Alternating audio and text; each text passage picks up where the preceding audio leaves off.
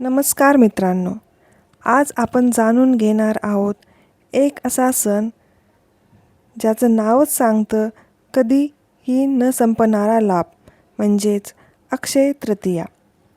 कल्पना करा, जर एखादं चांगलं काम करता आणि त्याचं फळ तुम्हाला आयुष्यभर मिळत राहतं, किती छान वाटतं ना. अक्षय तृतीया हा असाच एक दिवस आहे. अक्षय तृतीया म्हणजे काय? हिंदू पंचांगानुसार वैशाख महिन्याच्या शुक्ल पक्षातील तृतीया हा दिवस अक्षय तृतीया म्हणून ओळखला जातो. अक्षय म्हणजेच कधीही न संपणारे, म्हणजेच या दिवशी केलेले चांगले कर्म, दान, पूजा याचंच फळ कायम टिकतं. पौराणिक कथा जी या दिवसाला खास बनवते, महाभारताच्या काळात जेव्हा पांडव वनवासात होते तेव्हा त्यांच्यासमोर मोठी समस्या होती अन्नाची. तेव्हा भगवान कृष्ण आणि सूर्यदेव यांना प्रसन्न करून पांडवांना अक्षय प्राप्त झालं.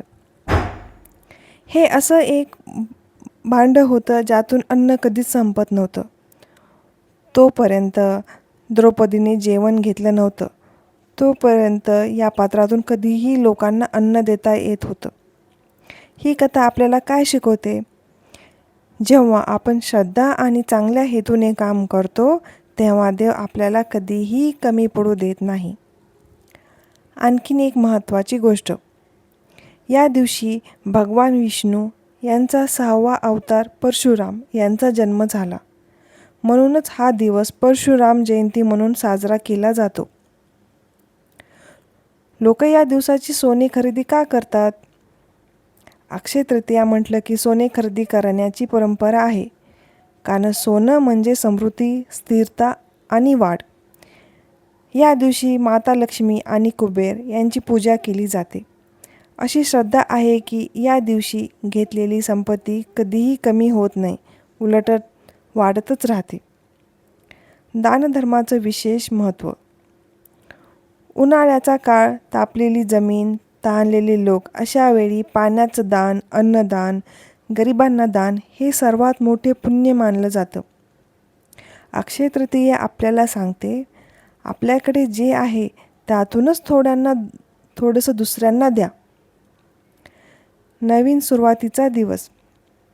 या दिवशी कोणताही शुभ कार्य सुरू करण्याची वेगळा मुहूर्त पाहावा लागत नाही. घर खरेदी, व्यवसाय, शिक्षण, लग्न सगळ्यांसाठी हा दिवस शुभ मानला जातो. आजच्या काळात याचा अर्थ काय?